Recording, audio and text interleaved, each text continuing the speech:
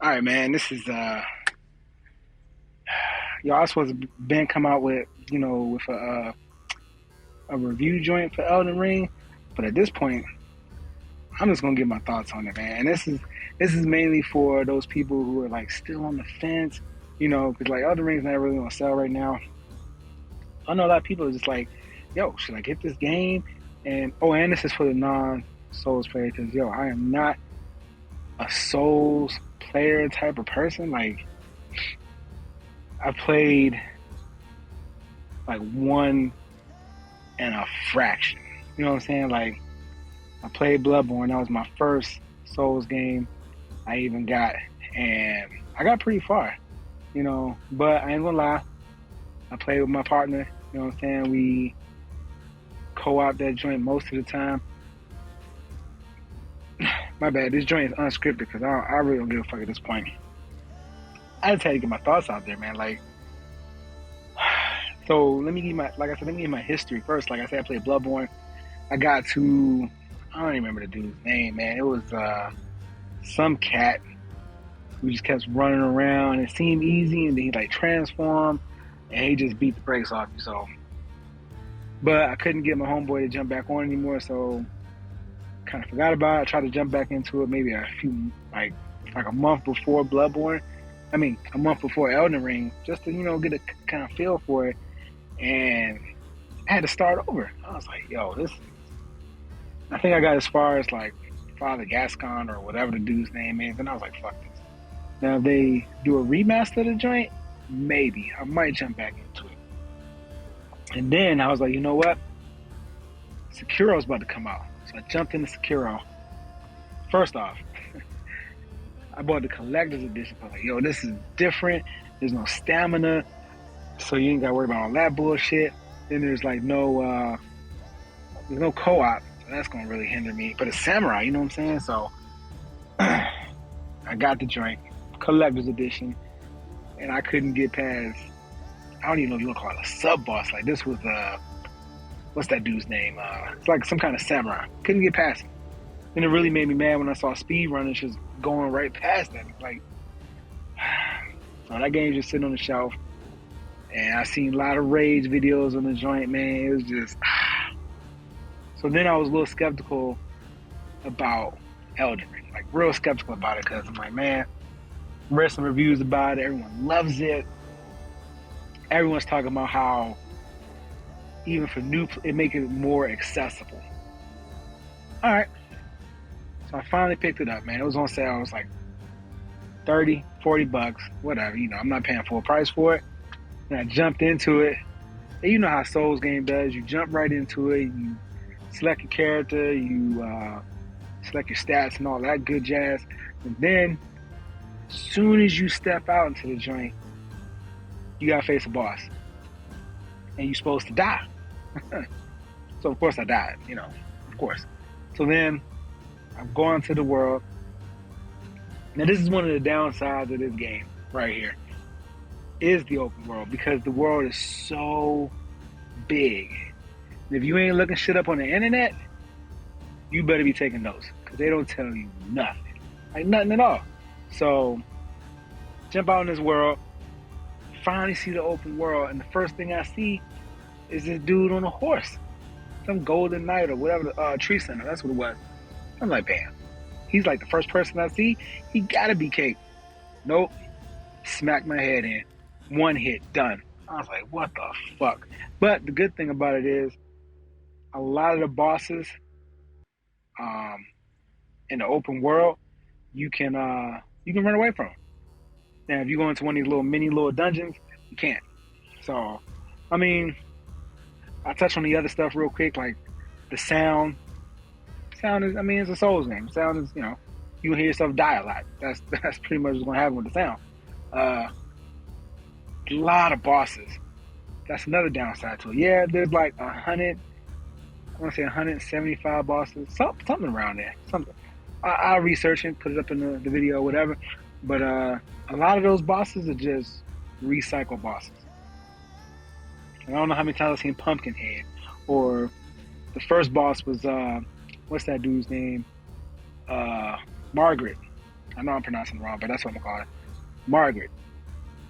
Found this motherfucker again out in the open world somewhere. Like he's stronger all of a sudden. Then you gotta face like another version of him, like his big brother or something. And another like, okay. So yeah, there's a lot of bosses, but also a lot of them are recycled. I don't know how many times I've seen Pumpkinhead or the blue things that be spinning around, and like it's just a lot of recycled bosses. Now, when I first started playing this joint, man, I did get some co-op help. I got co-op help on Margaret. I got co-op help on Godric. And then after that, like I was just so tired of getting my ass beat. I did like a lot of room farming, like a lot. So leveled up, and as you know, as you level up, you gotta spend more and more rooms. But it got to the point where I no longer co-opted, but I did use my summons. Speaking of summons, so you know what? Let me touch on the graphics real quick. The graphics. So the graphics look good, but it's nothing great. Like it's not next gen or anything. I mean, you playing on next gen consoles or current gen at this moment, then you know the 60 frames per second is worth it. Like now, like I got a PS5 and an Xbox, where I'm gonna drop a video on the comparison because there's a lot to compare with that. But the graphics, they always gonna look good. Like I don't need my game to look super pretty, but if that thing is silky smooth, I'm good. 60 frames a second, that should be standard across the board from now on, period. So graphics, like I said, they're not great, but they do look good. It's a Souls game. It's gonna look dirty, it's gonna look grungy, it's gonna look dark. You know, it's meant to just put you at ease, make you want to look around every single corner you turn around. Like I was looking at corners, and even after I looked at corner, some dude popped up from the top or from the bottom. Like that game push you on edge all the time, and it put me on edge. So I got to the point where I started using summons a lot. And I talked to my fellow coworker, and he was like, "Well, that's good, because this dude, he platinums all Soul games. So I'm feeling myself. I'm like, yo, I'm beating a couple bosses, blah blah blah, and then I come across a boss that just smacks my head in. Like, yo, I'm like, man, I need a stronger summon, or I need to upgrade my summons. So I did a little research online, and it came across like the Black Knight ninja thing. So yo, this is the summon I gotta get. That nigga was harder than most bosses. Like, no shit. So if I put the footage online, how long it took me to fight this boss, it was like 50 minutes. It was dying and dying. Like no matter what, I don't even know what inside me made me keep fighting this dude and not break my fucking control. Like this dude was ridiculous. But that's how Souls games are, man. You gotta keep going. You gotta learn the mistakes you made, and you gotta capitalize on that. And you gotta just keep doing it. So finally, I beat this dude, man.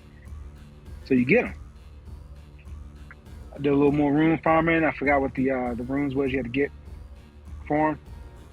Boom, topped his level out, right? Cool.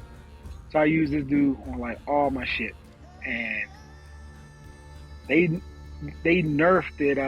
They nerfed it so he couldn't go in and solo bosses anymore. And I think there was another joint, the Mimic Tier. That was another joint that they nerfed.